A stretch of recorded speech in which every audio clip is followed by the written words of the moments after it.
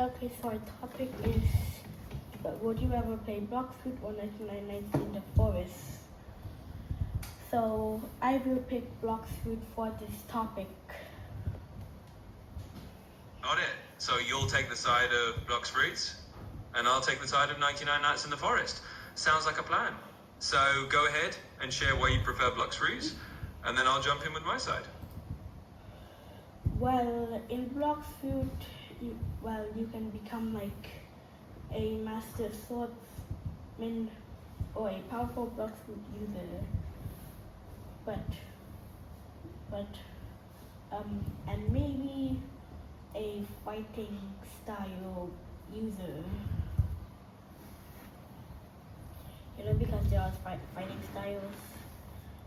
And yeah, and I like how almost every update they increase the current level cap, and right now it's 2,750, and there are a lot of current fruits in the game. The best being Dragon, and the one that's gonna rework is Rumble, or should I say Lightning now. But Pain is getting rework soon, which is pretty nice because I haven't had a rework in years. And its first rework, they didn't even change it. They just changed the name. The name was removed. Like, dude, at least it's getting an actual rework now. And yeah, that's what I think about Blox Fruits. So what do you think is like good about 99 Nights in the Forest?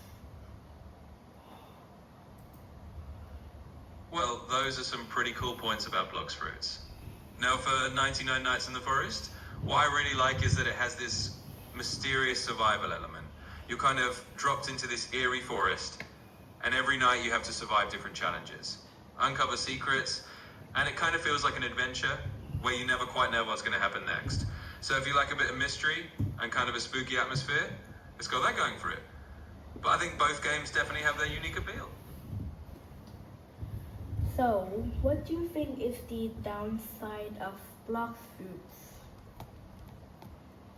That's a great question. I think one downside of Blox Fruits could be that because it's so expansive and has so many updates, it might feel a bit overwhelming for new players who are just jumping in. There's a lot to learn, and sometimes that can be a bit much at the start, but of course, once you get into it, that can also be part of the fun. So it kind of depends on your perspective. That's a good question. I think one possible downside of Blox Fruits might be that it can be a bit grindy. You know, since you have to level up a lot and keep working to unlock new fruits or abilities, it might feel like you need to put in a lot of time to reach those higher levels. But that can also be fun if you enjoy the journey. So I'm just gonna tell what I think the downside of 99 Nights in the Forest is. Well, you must claim these in-game currency. Well, not in the actual game where you must survive the forest, but in the lobby. It's called diamonds. You can get it like by purchasing it in the currency shop thing, and or you can just get it in game.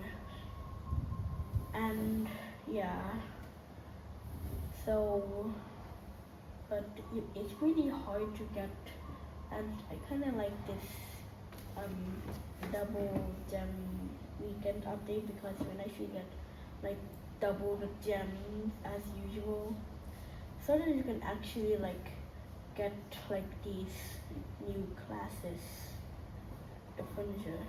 But the downside, it's hard to get, and the enemies, they are really hard, and with the owl it's even more harder because it's basically like a deer except more scarier. Like, dude, the owl is the owl in 99 Nights in the Forest is just creepy as hell. But yeah, that's what I think the downside of 99 Nights in the Forest is. Also, it's pretty hard. Yeah, that's a really fair point. I think the difficulty and the challenge of getting those in-game resources like the diamonds can definitely be a bit of a downside, especially if it makes it harder to progress. And yeah, the owl does sound super creepy, but I guess that's part of the thrill if you like spooky challenges. So it kind of depends on what you're in the mood for. Both games definitely have their own style.